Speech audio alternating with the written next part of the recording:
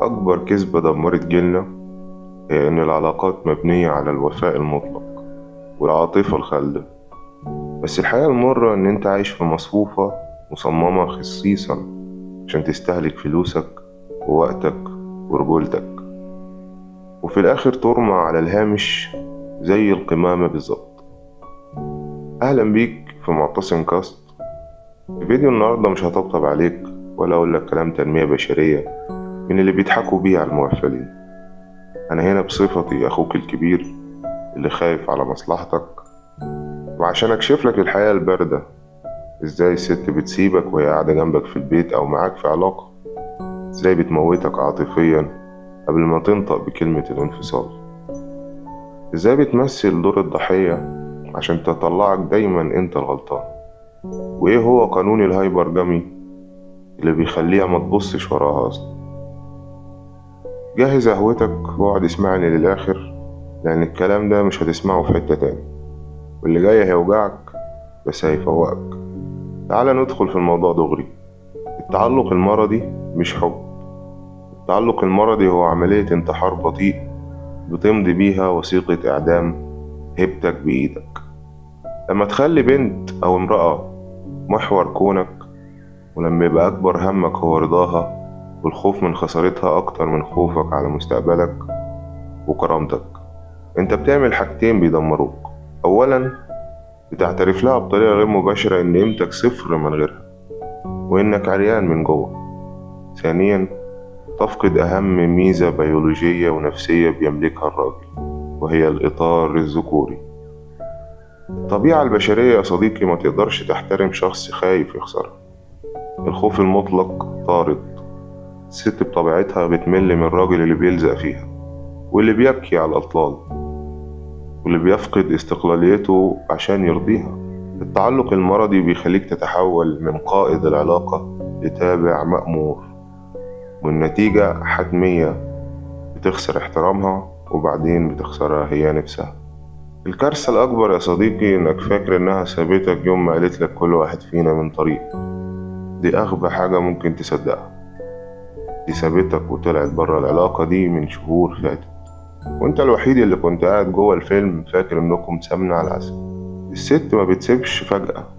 الست بتعمل انفصال صامت، بتسحب نفسها عاطفيا وهي قاعدة معاك في نفس العلاقة، وممكن كمان في نفس البيت. وعشان ما تعيش في الوهم، ركز في الثلاث علامات اللي جايين دول. واحد، البرود المطلق. ما بقتش تتعصب عليك ولا تتخانق معاك. الخناقة دليل اهتمام، لكن الخرس العاطفي أو الصمت العاطفي معناها إنها شالتك من حساباتها تماما. اتنين، سحب الطاقة. ما بقتش تطلب منك حاجة ولا مهتم بتفاصيل يومك ولا حتى منكدة عليك. تلاتة، الاستقلال النفسي. بقت بتنظم حياتها كأنها سنجل أو عازبة ومستقلة عنك تماما. لكن استنى، الأدهى من كده، الست مش بتسيبك في السر. دي لازم تطلعك انت الغلطان الوحيد قبل ما هي تمشي، عشان تلبسك التهمة وتلعب هي دور الضحية ببراعة. في الشهور الأخيرة طبعا مش بتكتفي بسحب بطاقتها، دي بتبدأ تطلع الدفتر القديم. عيب فيك موجود من أول يوم، صفة في طبعك، موقف حصل من سنين، فجأة بيتحول بقدرة قادر لجريمة لا تغتفر. بتبدأ تدورلك بالملي على أي غلطة حقيقية أو حجة منطقية عشان تمسكها عليك. ليه؟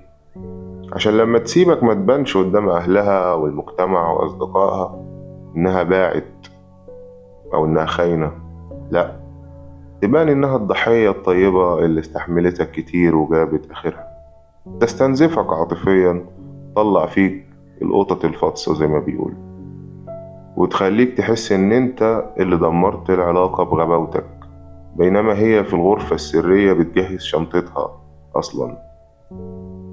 والغلطة الأكبر إن الراجل لما بيشوف ده بيجري يترجاها ويحاول يصلح، فبيرمي كرامته تحت رجلها وأكتر كمان، وهو مش فاهم إنها مش عايزة إصلاح أصلا. دي بتجمع أدلة عشان ترميك بكل برود. وهنا بقى بيجي دور الحقيقة اللي بتوجع بجد، قانون الهايبرجامي. عايز تعرف ليه سابتك بالسهولة دي؟ ست عمرها ما بتسيب شجرة غير لما تكون متأكدة إن الشجرة التانية ناشفة وهتشيلها. الهايبرجامي مش شتيمة ولا سبوبة، دي حقيقة بيولوجية ونفسية.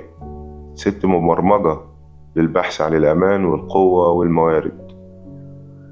هي بتعيش معاك عيشة أهل الكهف في آخر أيام العلاقة، وبتجهز خطة الطوارئ، بتجس النبض، تختبر السوق، تتأكد إن البديل اللي ممكن يكون أحسن منك ماديا وشكلا أو حتى في المكانة الاجتماعية بقى جاهز وواقف على الأبواب.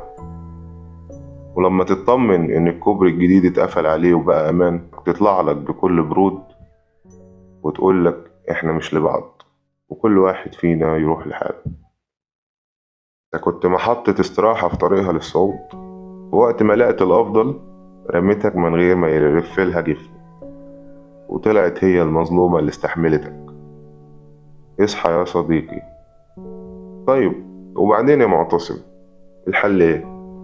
وبكل وضوح، اقطع حبل التعلق فورا، ادخل في عزلة المانك مود، وجه 100% من طاقتك لجسدك وفلوسك وشغلك ولهدفك في الدنيا. القاعدة عند كل الرجالة، قاعدة معروفة جدا: لكي تمتلك أي شيء في الحياة لازم تكون مستعد نفسيا لخسارته في أي ثانية. الخوف من الفقد هو عبودية العصر الحديث. لو بقيت خايف تخسرها، انت بقيت ملكا لها. تخلى عن دور الضحية، ابني قيمتك بنفسك، وخلي دايما عندك العزة والنخوة إن اللي يبيعك تبيع اللي خلفوه، وما تقفش تستنى واحدة بعتك في أول اختبار. خليك راجل صلب مش ناعم. كان معكم معتصم كاست، والواقع ملوش أصحاب.